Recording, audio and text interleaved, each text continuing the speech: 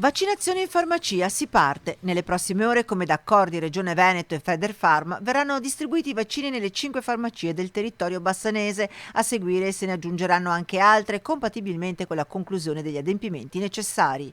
Nelle farmacie è disponibile vaccino Johnson, unica somministrazione, oltre i 60 anni.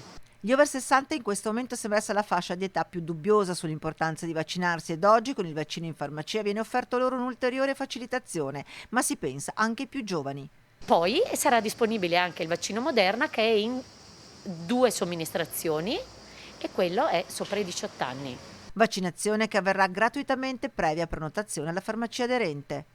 Abbiamo già sperimentato con successo una prenotazione online per i tamponi.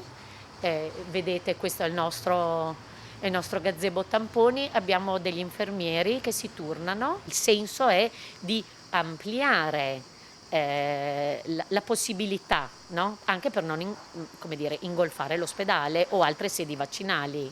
Vaccinazioni, ma anche continuare a fare tamponi. Alla farmacia Pozzi da gennaio ne sono già stati fatti ben 8.000 e se fino a ieri si facevano perché si temeva di essere venuti in contatto con qualche positivo, oggi si fanno per partecipare a matrimoni e battesimi.